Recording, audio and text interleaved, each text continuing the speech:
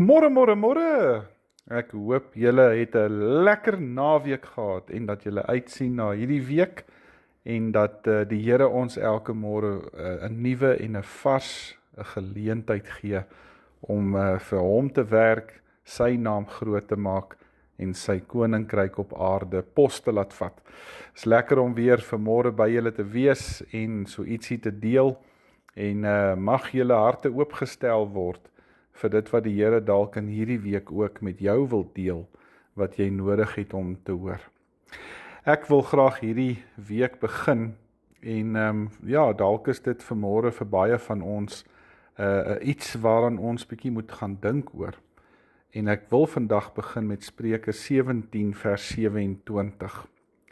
Iemand wat kennis het, praat nie baie nie. En iemand met insig bly kalm.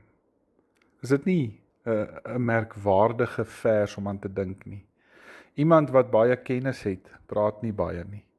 En hulle wat insig het, bly kalm. Ek sien nou die dag 'n man met 'n T-shirt aan en op sy T-shirt staan daar: I don't need Google, my wife knows everything. Weet julle, dit is hierdie stiksinigheid van mense, nê, dat ons almal onsself wil laat geld. Ek het 'n standpunt en ek het 'n opinie en my standpunt en my opinie is altyd reg. En weet julle, ek kon nie help om te glimlag toe ek hierdie ou se hemp sien nie.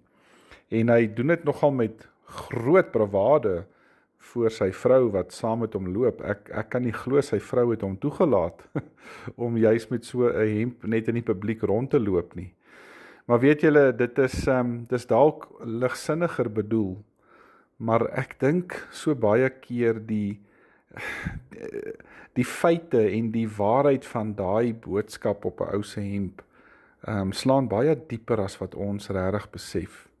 Want weet julle, kom ons wees eerlik. Ons wil almal bewys dat ons reg is, nê? En ons sal aanhou stry totdat die ander persoon my saak ingesien het en totdat hulle dit verstaan, want ek weet beter. en dan, nadat ons dan nou die argument gewen het, dan staan ek nou op die rostrum van beter weet, en wat het ek dan nou eintlik bereik?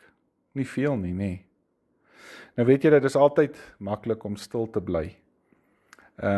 Maar dit is altyd moeilik om die minste te wees.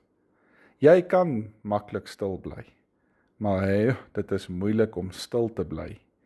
Dit is moeilik om die minste te wees as jy weet jy is reg, of as jy glo jy is reg. En weet jy, ons is ook nie altyd, dis nie altyd die regte ding om sommer net toe te laat, dat iemand anders sommer net oor jou gaan loop nie, nee. Soms moet jy jou punt maak, en soms moet regverdigheid seëvier, maar om te stry ter wille van die korttermyn oorwinning, om net 'n argument te wen, dis nie regtig die moeite werd nie. Want dit breek eintlik net af, dit dien geen doel nie, dit steel jou vrede, en eintlik steel dit ook maar jou vreugde. En dalk is dit goed om soms jouself in 'n situasie te vra, is dit nou regtig die moeite werd om te sê wat jy wil sê? Gaan jy enigstens iets daardeur wen? Gaan dit 'n positiewe effek op jou verhouding hê? Of is toegee en stil bly dalk dan die regte ding? Wil jy dan reg wees of wil jy vrede hê? Wel, soms is die vrede belangriker as om die argument te wen. En daar moet ek en jy baie keer die onderskeiding van die Gees vra, om regtig vir die Here te sê, is dit nou nodig om myself te handhaaf, of is dit nodig dat die evangelie sal wen?